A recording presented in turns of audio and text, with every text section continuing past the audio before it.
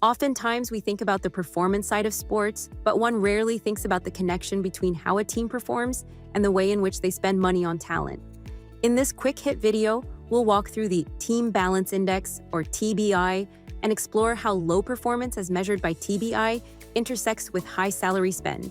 In short, we'll see who is overpaying for low performance. Let's jump in. For this report, I introduced a metric called the Team Balance Index, TBI, or balance for short. The goal of the metric is to provide a dimensional metric for specific areas of a team's performance.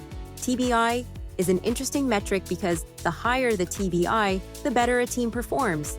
You can see here that TBI travels in the same direction as a team's win probability. In short, the higher a team's TBI, the more likely they are to win. The TBI score provides a summary view of a team's key dimensions. It does this by calculating a composite score that is normalized between 0 and 1 for each metric.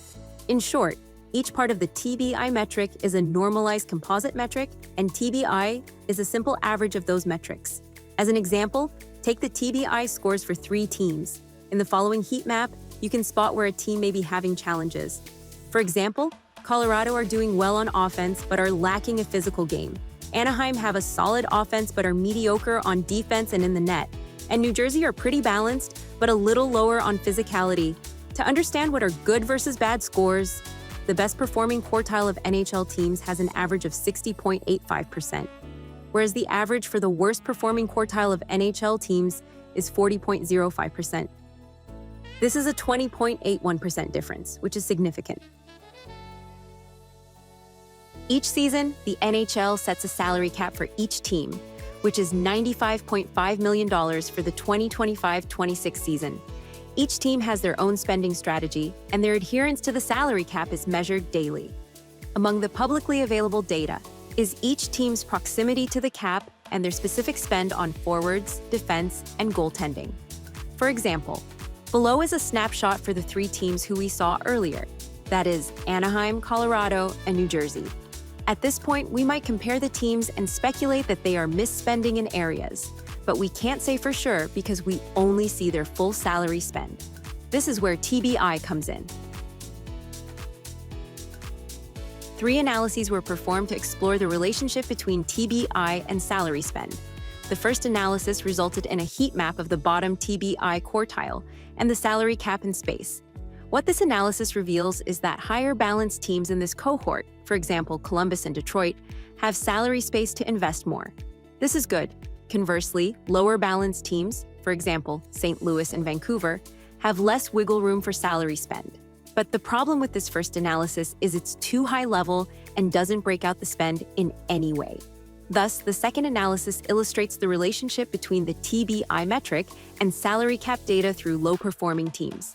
Because salary cap data is split out across forward, defense, and goaltending, this analysis only used the offense, defense, and goaltending components of the TBI metric as part of the analysis.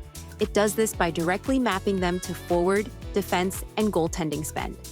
The resulting heat map gives us more information about which teams might be overspending for low performance. For example, Calgary has a low-performing offense, yet they've spent a lot on their forward talent. This feels actionable for Calgary, but again, we need more detail and specificity. It's not realistic to present a daily heat map and expect your stakeholder to spend time working through it. Thus, the third analysis created a scatter plot for offense, defense, and goaltending across all the bottom quartile teams and then plotted spend versus performance. You can now see specific teams that are overspending and underachieving in specific areas across offense, defense, and goaltending. The plot is relatively easy to read. Teams that fall in the bottom right-hand quadrant are in the column of high spend, low performance. The teams that fall into this bucket are Calgary for offense, St. Louis for defense, and Vancouver and St. Louis for goaltending. Based on this information, they would need to evaluate their available salary spend to remediate the gap in talent. So what's the big deal, right? You might think that just focusing on salary is enough to understand a team's salary spend.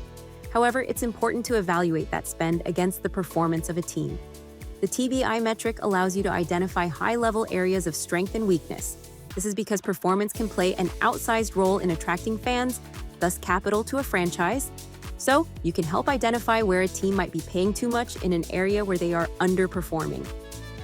Understanding the intersection of TBI and salary is the starting point for balancing spend with performance. However, it's also a place to start thinking about a more general financial model for franchises, one where you can evaluate the downstream business impact of performance on, for example, ticket sales, merchandising, and marketing.